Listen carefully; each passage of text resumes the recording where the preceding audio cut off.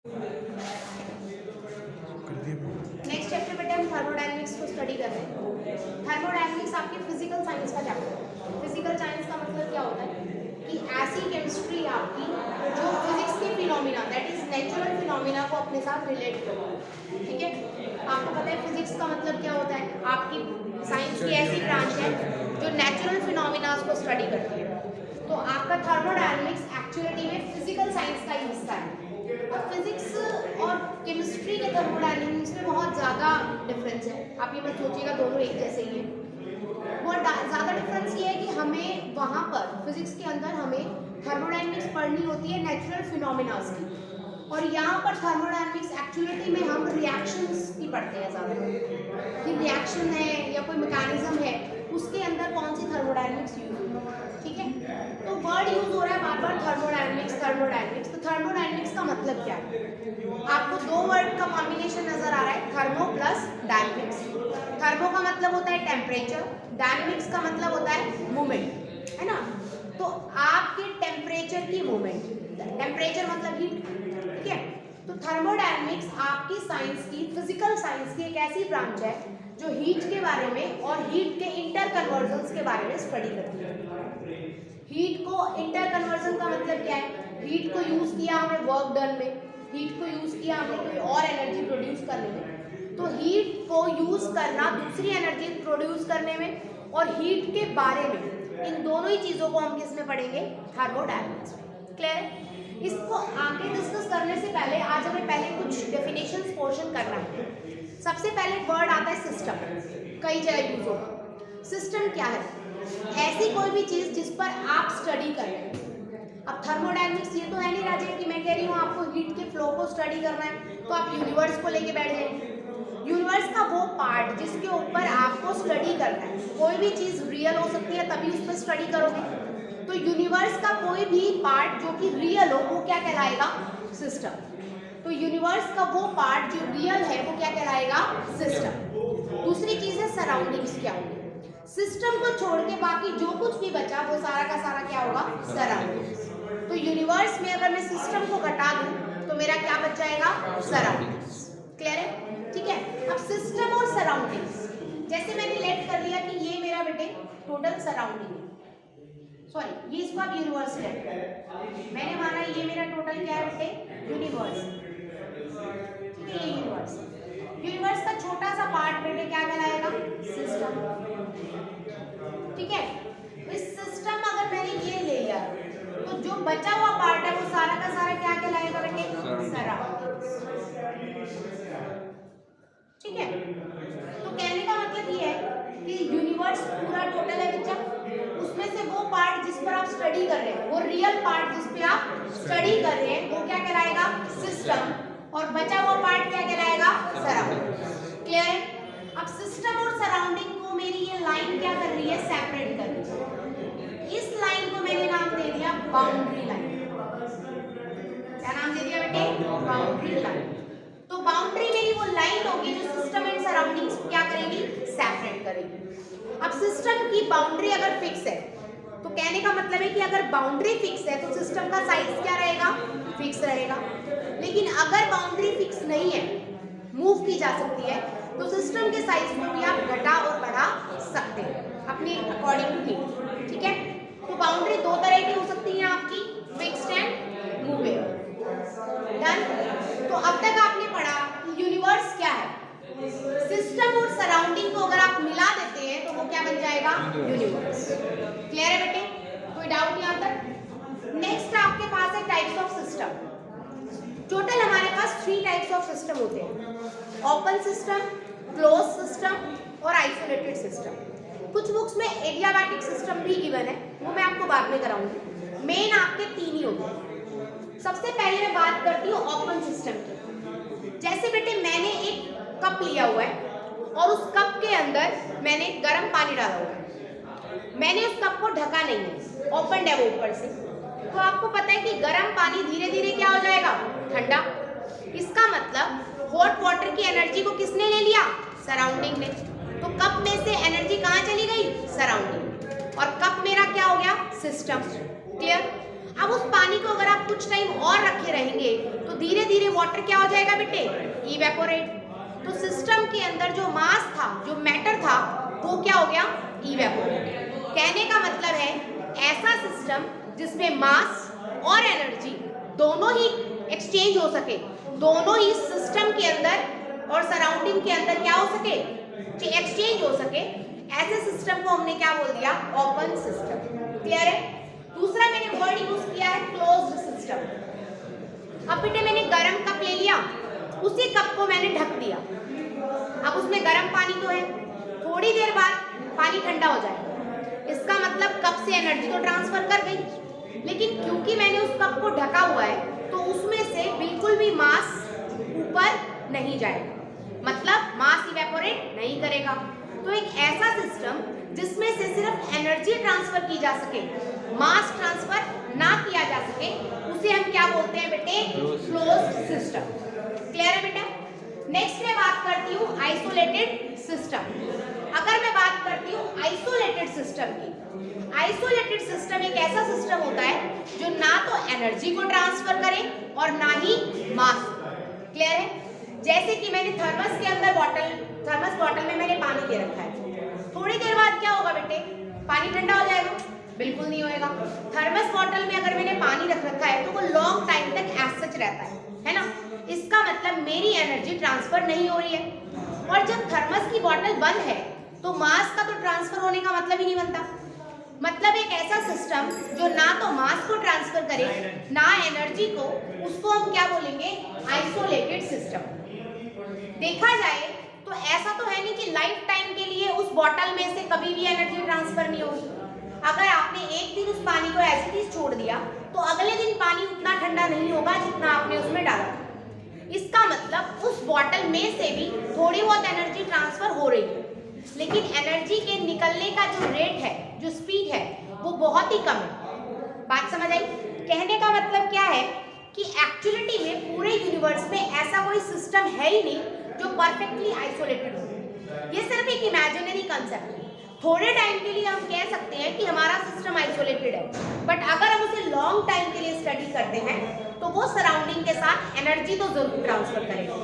ऐसा कोई भी सिस्टम नहीं है जो एनर्जी ट्रांसफर ना करे। आप मास को ट्रांसफर होने से रोक सकते हैं, लेकिन आप एनर्जी को ट्रांसफर होने से नहीं रोक सकते। क्लियर है बेटे, कोई डाउट? उसके बाद टर्म आती है स्टेट फंक्शन। स्टेट फंक्शन ऐसी क्वांटिटीज है बेटे, ऐसी प्रॉपर्टीज है आपकी स्टेट फंक्शन जो सिर्फ इनिशियल और फाइनल स्टेज पे डिपेंड करती है। फॉर एग्जाम्पल, मैंने आपको एक लाइन ड्रॉ करी, दिस ए, और ये मैंने क्या लिया बेटे, बी। मुझे ए से बी पे जाना, तो मैं सीधा स्ट्रेट भी जा सकती हूँ, मैं ऐसे घूम के भी जा सकती हूँ, सारा ऐसे घूम के मैं बी पे पहुंची। तो क्या दोनों ही कामों में मेरा वर्क डन बराबर होगा? नहीं। जब मैंने डायरेक्ट गई मैं सीधी स्ट्रेट लाइन से तो मेरा वर्क डन कम होगा, क्योंकि मैंने काम कम किया है, मैं कम चली। लेकिन जब मैंने पूरा ऐसे सर्कुलर पाथ फॉलो किया, इधर उधर जाके मैंने अपना काम किया, तो मेरा टाइम क्या लगा बेटे, ज्यादा, मेरा काम क्या हुआ, ज्यादा। बात समझ आई। टाइम से रिलेट नहीं करते हैं ऐसे, एक जनरल वे में कि ए से बी पे जाने पर अगर आप डायरेक्ट इस पाथ को फॉलो करते हैं, दैट इज फर्स्ट पाथ को, तो आपका वर्क डन कम है। लेकिन अगर आपको इतनी दूर से यूं घूम के जाना पड़ रहा है तो ऑब्वियसली बात है कि आपका वर्क डन क्या है बेटे, ज्यादा। बात समझ आई। तो क्या फर्स्ट का वर्क डन पाथ का और सेकंड पाथ का वर्क डन इक्वल है? नहीं। तो वर्क डन एक ऐसी क्वांटिटी है जो पाथ पे डिपेंड करती है, इनिशियल और फाइनल पोजीशन पे डिपेंड नहीं करती। इज इट क्लियर बेटे? तो ऐसी क्वांटिटीज जो पाथ पे डिपेंड नहीं करती, सिर्फ इनिशियल एंड फाइनल स्टेट पे डिपेंड करती हैं, उन्हें हम बोलते हैं स्टेट फंक्शन। क्या बोलते हैं? State function. स्टेट वर्ड ही बता रहा है कि जो इनिशियल स्टेट और फाइनल स्टेट में डिपेंड करती है। बात समझ आ गई बेटे? For example, internal energy, temperature, volume. आपका वॉल्यूम बीच में कितना था, बाद में कितना था, उस बात से मतलब नहीं। अगर स्टार्टिंग में आप कोई काम कर रहे हैं तो इनिशियल वर्क डन का वॉल्यूम V है, बाद में आपने उसको कोई काम किया तो वर्क डन कितना हो गया, V2। अब अगर आपको वॉल्यूम का चेंज देखना है तो इनिशियल और फाइनल स्टेज देखेंगे, दोनों का डिफरेंस। फॉर एग्जाम्पल, मैंने एक बॉक्स लिया, जिसका वॉल्यूम क्या है, छोटा। मैंने उसको खींच के एक्सपेंड कर दिया, वॉल्यूम क्या हो गया, बड़ा। मैंने उसे एक्सपेंड किया तो क्या एकदम से बड़ा हो गया होगा, नहीं, धीरे धीरे बड़ा हुआ होगा। वही मैं लोहे की ईंट ले रही हूँ, उसको गर्म करके बड़ा कर रही हूँ, तो टाइम तो लगेगा ना। तो क्या आप हर स्टेज पे देखेंगे कि ओहो अब इतना हो गया, ओहो अब इतना हो गया, नहीं। आप क्या देखेंगे, पहले इतना था और अब इतना हो गया। तो आप सीधा इनिशियल स्टेज देख रहे हैं और लास्ट में आप फाइनल स्टेज देख रहे हैं। ऐसी प्रॉपर्टीज जिसकी आप इनिशियल स्टेज और फाइनल स्टेज देखते हैं सिर्फ, उनको हम बोलते हैं स्टेट फंक्शन। क्या बोलते हैं, स्टेट फंक्शन। और ऐसी प्रॉपर्टीज जिनको हम पाथ के थ्रू ऑब्जर्व करते हैं, जिनका पाथ देखेंगे, उन्हें हम क्या बोलेंगे बेटे, path function. For example work done, बहुत आसानी से समझ आ गया होगा, है ना। उसके बाद बात करते हैं मैक्रोस्कोपिक प्रॉपर्टीज। मैक्रोस्कोपिक प्रॉपर्टीज कौन सी होती है, सॉरी पहले उसके सिस्टम के बारे में डिस्कस करते हैं। मैक्रोस्कोपिक सिस्टम एक ऐसा सिस्टम होता है जिसके अंदर नंबर ऑफ पार्टिकल्स हो, मतलब एक एटम के बारे में स्टडी नहीं करना, हजारों एटम्स के बारे में स्टडी करना है, या एक मॉलिक्यूल के ऊपर स्टडी नहीं करना, आपको हजारों मॉलिक्यूल्स पे स्टडी करना है। तो एक ऐसा सिस्टम जिसके अंदर नंबर ऑफ पार्टिकल्स बहुत ही ज्यादा हो, उन्हें हम क्या बोलते हैं बेटे, मैक्रोस्कोपिक सिस्टम। क्या बोलते हैं, मैक्रोस्कोपिक सिस्टम। क्लियर होगी। मैक्रोस्कोपिक प्रॉपर्टीज क्या होगी बेटे, ऐसा सिस्टम जिसके अंदर बहुत सारे एटम्स और आयन टेक प्लेस कर रहे हैं, उस सिस्टम की किसी भी प्रॉपर्टी को अगर आप स्टडी करेंगे तो वो क्या कहलाएगी, मैक्रोस्कोपिक प्रॉपर्टी। तो एटम्स के ऊपर कौन कौन सी प्रॉपर्टीज डिपेंड करती है, temperature, pressure, volume, density, melting point, boiling point, ये सारी आपकी किस पे डिपेंड करती है बेटे, मैक्रोस्कोपिक सिस्टम्स पे। ये ऐसी प्रॉपर्टीज हैं जो एटम्स और आयंस पे डिपेंड करेंगी। तो मैक्रोस्कोपिक सिस्टम की प्रॉपर्टीज को क्या बोल दिया हमने, मैक्रोस्कोपिक प्रॉपर्टीज। क्लियर होगी मेरी बात। उसके बाद बात करते हैं बेटे एक्सटेंसिव एंड इंटेंसिव प्रॉपर्टी। बहुत इंपॉर्टेंट पॉइंट है ये, बात आपकी कई जगह यूज होने वाली है पूरे सिस्टम में, तो बहुत ध्यान से आपको देखना है। बात करते हैं एक्सटेंसिव प्रॉपर्टी। ऐसी प्रॉपर्टी जो मैटर पे डिपेंड करती हो, क्वांटिटी पे डिपेंड करती हो, उसे हम क्या बोलेंगे बेटे, एक्सटेंसिव प्रॉपर्टी। तो properties which depend upon the quantity of matter, जो क्वांटिटी पे डिपेंड करती है। क्वांटिटी पे मास डिपेंड करता है बेटे, वॉल्यूम क्वांटिटी पे डिपेंड करेगा, एनर्जीज, एनर्जी का मतलब गिव्स एनर्जी, इंटरनल एनर्जी, जितनी भी एनर्जीज हैं सभी क्वांटिटी पे डिपेंड करती है। एंथैल्पी, जितनी भी एंथैल्पीज आपने पढ़ी है सभी की सभी क्वांटिटी पे डिपेंड करती है। तो ऐसी प्रॉपर्टी जो क्वांटिटी पे डिपेंड करती है उसे हम क्या बोलते हैं, एक्सटेंसिव प्रॉपर्टीज। और ऐसी प्रॉपर्टीज जो नेचर पे डिपेंड करती है, क्वांटिटी पे डिपेंड नहीं करती, नेचर पे डिपेंड करती है, उसको हम क्या बोलेंगे बेटे, इंटेंसिव प्रॉपर्टी। एक एग्जांपल लेके चलते हैं। मेरे पास एक मार्कर है, मैं इसको हीट कर रही हूँ और मैं कह रही हूँ कि ये अपना टेम्परेचर सिर्फ 200 डिग्री सेल्सियस तक लेके जा सकता है। अब मेरा मूड हुआ और मैंने इसके साथ 5 मार्कर और रख लिए, तो क्या 5 मार्कर रखने से टेम्परेचर 1000 हो जाएगा? नहीं, हर मार्कर अपना टेम्परेचर कितना लेके जाएगा, 200। तो एटम पे डिपेंड कर रहा है टेम्परेचर, मॉलिक्यूल पे डिपेंड कर रहा है। क्वांटिटी ऑफ मॉलिक्यूल बढ़ाने से क्या कैपेसिटी बढ़ रही है? नहीं।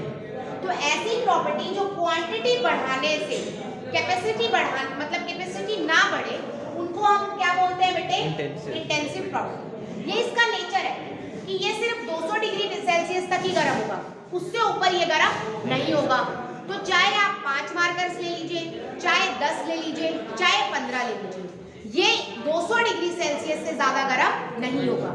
तो जनरली वो प्रॉपर्टीज बेटे जो एटम्स पर डिपेंड करती हैं, मॉलिक्यूल्स पे, आयंस पे डिपेंड करती हैं, वो जनरली आपकी क्या होती है, इंटेंसिव प्रॉपर्टी।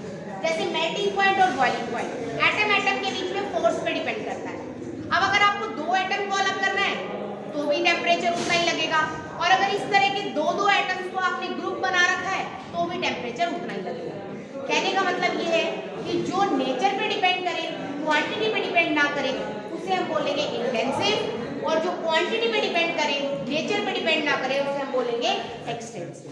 क्लियर हुआ ये बात? कॉपी कीजिए। नेक्स्ट हम बात कर रहे हैं बेटे थर्मोडायनामिकल प्रोसेस। थर्मोडायनामिकल प्रोसेस क्या होती है? सिंपली कोई भी प्रोसेस जो सिस्टम के अंदर चेंज लेके आएगी।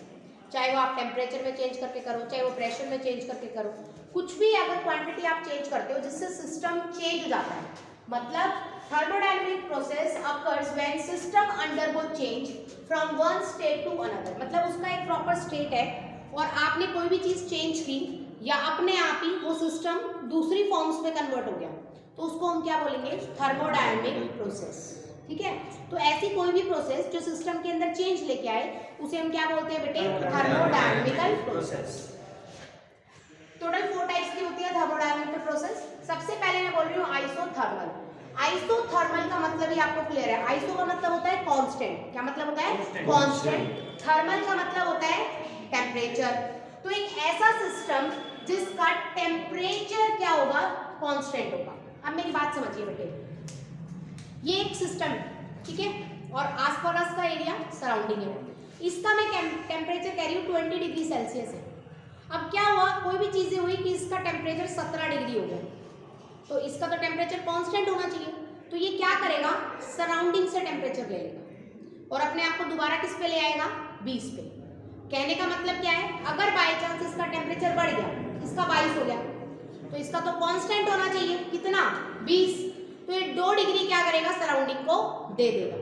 तो दैट मीन्स एक ऐसा सिस्टम जिसमें टेम्परेचर कांस्टेंट होगा और उस टेम्परेचर को कांस्टेंट रखने के लिए सिस्टम और सराउंडिंग के बीच में हीट का क्या होगा, आदान प्रदान, दैट इज एक्सचेंज पॉसिबल है। बात समझ आई, सिस्टम का टेम्परेचर कांस्टेंट होना चाहिए, सराउंडिंग से लेना पड़े तो वो ले ले, देना पड़े तो दे दे। इज इट क्लियर बेटे?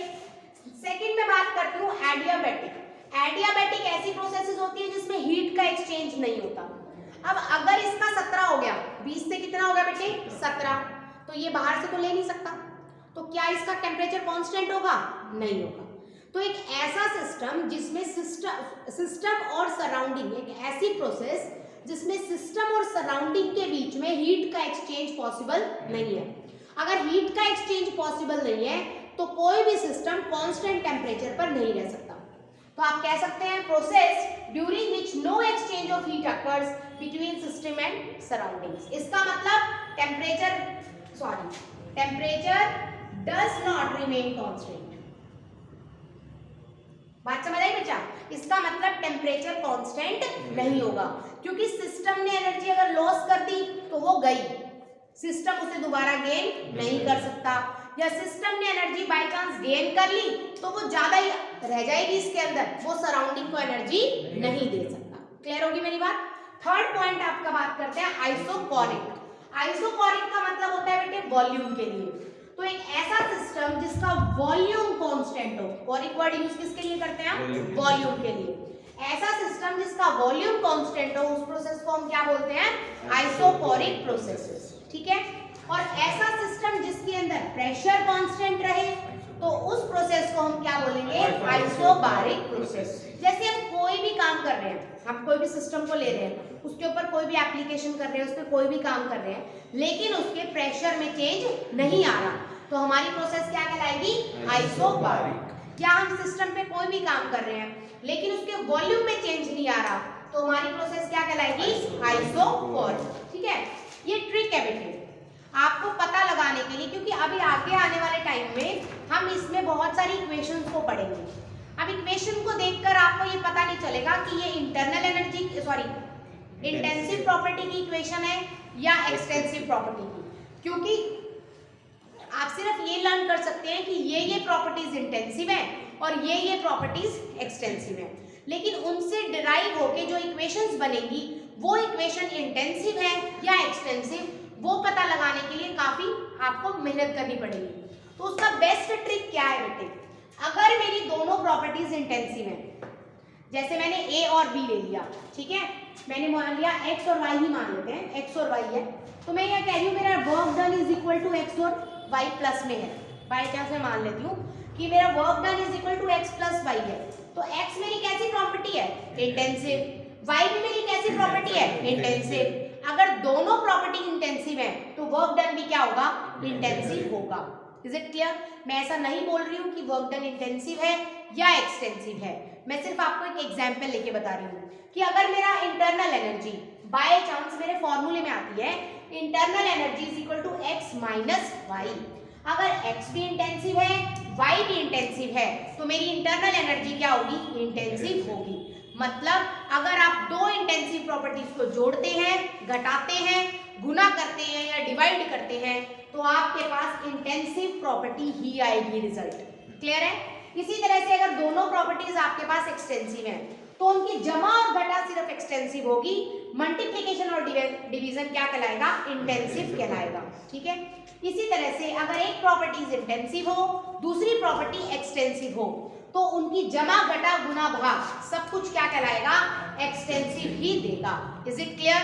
तो दोनों इंटेंसिव तो सब कुछ इंटेंसिव, दोनों एक्सटेंसिव तो भी प्रॉब्लम क्या है कि एडिशन और सब्ट्रैक्शन एक्सटेंसिव, लेकिन multiplication and division intensive. But एक इंटेंसिव और एक एक्सटेंसिव में all are extensive. Is it clear बेटे? कॉपी कीजिए।